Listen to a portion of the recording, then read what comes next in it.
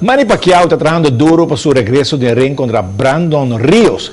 Dia 24 de novembro na China. Dia 24 que já domingo na China, aqui dia 23 de novembro. Se não confundir, já sabe 23 aqui não, mas já está 24 na China.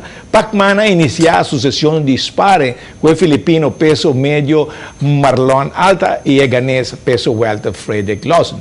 Pacquiao a motivar dos sparring partners e 5 a bom para receber $1.500.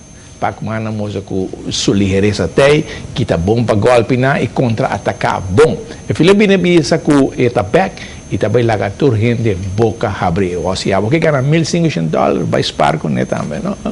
E atleta na massa de training para mundial de atletismo na Brasil.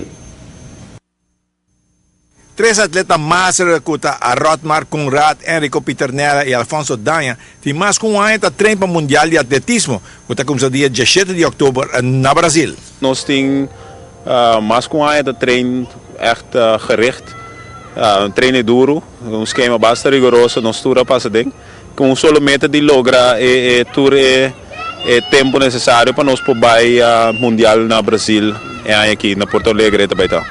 Rotmar lo vai competir em categoria ng sprint? Bom, tá sendo com Masters, é um mundial para tour gente riba 35 anos. Então, tem diferentes categorias. A mim mesmo vai competir em 35 e 39. Então, é disciplina de 100 metros com 200 metros.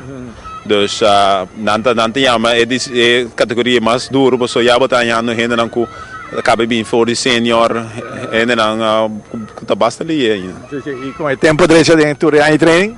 Bom, sim, seguro. Nós vai op dilante, nós tour. Nós tour está contente com a top form que nós temos atualmente. Então, já, no mundial nós vai com que training que treina paga, também paga se mesmo se não. Me tá hinga pouco schedule duro de outro panase. On the long run, não é duro pero nós temos que seguir luta com ele para nós por perform lo que nós quer e é que meta que nós quer também. Enrico lo competir em Cold Stoughton, Spear, que mais? Me trabalha em Cold Stoughton, Spear com desse swerven. Como vai que treina? Treina bem bom. Me tem to be fit, com o meu sponsor, com o Rodney, com o tá ajudando me tem explosive training com ele e é também bom. Me trabalha sprint também, em 100 metros com 200 metros e categoria como deve correr em dia está 55 para 60. E categoria me competindo. A minha melhoração se tem treino na o acaba?